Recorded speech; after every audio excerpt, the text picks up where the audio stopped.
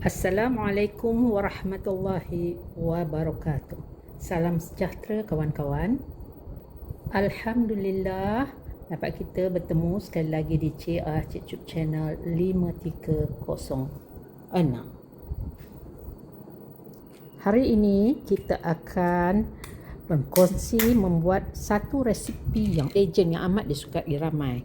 Jadi kan kawan-kawan, untuk memudahkan kita menikmati puding ini, saya masukkan ke dalam bekas plastik yang kecil macam ni. Kawan-kawan boleh lihat ya, bahagian bawahnya dan di bahagian atasnya kita hiasi supaya ianya nampak lebih jelita. Sebab itulah hari ini saya akan berkongsi dengan kawan-kawan resipi puding jagung jelita. Okey, jom kita tengok macam mana bahagian dalamnya. Wow, bahagian dalamnya sangatlah lembut. Bahagian pertama iaitu penyediaan lapisan bawah puding jagung. 5 tongkol jagung yang beratnya sebanyak 650 gram. Kita akan buang dulu dia punya ni janggutnya dan juga kulitnya dulu. Okey.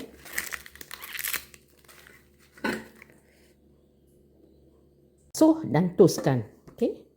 Sekarang kita ambil jagung kita ni dan kita potong macam ni.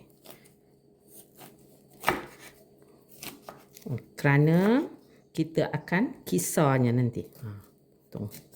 Okey. Buatlah sehingga semuanya habis. Okey. Kawan-kawan, jagung yang telah kita potong ini kita akan bahagi kepada 3 bahagian. Ini 1/3 dan kita akan campurkan dengan 3000 ml air. Ini 1000 dulu ya. Dan kita akan pisar halus. Kita tapis ya.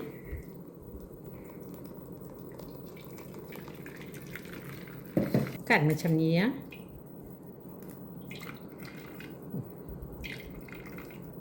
Sedak dia kita tepikan. Sekarang kita nak tapis untuk pusingan yang kedua pula.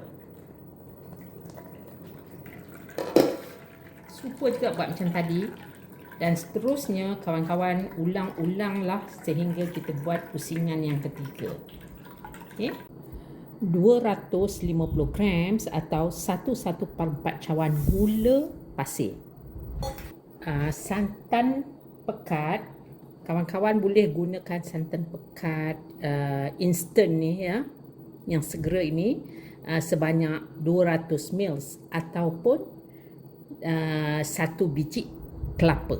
Jadi santan saya ni saya pakai yang fresh ni dari 1 biji kelapa. Kawan-kawan boleh guna susu pekat manis sebanyak 200 ml ataupun saya guna susu pekat manis sebanyak 100 ml dan juga susu cair 100 ml. Separuh-separuh saya bubuh. Tak mau manis sangatlah ya. Okey. 2 paket agar-agar serbuk. 10 gram 1 paket. Jadi kita pakai 2 paket. Okey.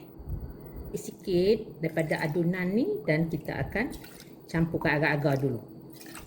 Kita gaul. Jadi ini lebih mudah ya. Saya buat macam dah semuanya larut kan. Kita tuang baliklah dalam adunan kita dan kita kacau rata. Esen vanila ni 1 sudu teh. Pewarna makanan ni sebanyak setengah sudu teh dan kita gaul. Sekarang kita mulalah pasang api yang sederhana sahaja untuk memasak adunan ini. Tapi jangan lupa untuk sentiasa kacau ya adunan ini untuk mengelakkan ianya berketul-ketul dan juga mengelakkan bahagian bawahnya menjadi hangit. Jangan pergi mana-mana ya. Tumpukan untuk kacau puding ini. Apabila adunan telah nampak mula mendidih, tutup api tetapi terus kacau sebentar ya. Tuang adunan kita 3/4 bekas ni saja penuh. Okey. Penyediaan lapisan atas ataupun juga dikenali sebagai flour. 15 sudu makan gula pasir. 8 sudu makan tepung jagung. 5 sudu makan susu tepung. 1 sudu teh garam. Semuanya kita gaul rata dulu ya.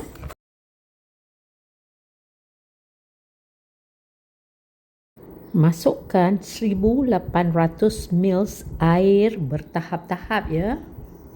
Kita akan tuangkan bancuhan kita ni ya ke dalam. Saya masukkan ke dalam kuali. Okey, untuk mewangikan kita punya flour ni, kita masukkan 2 helai daun pandan yang telah kita siap-siap. Okey.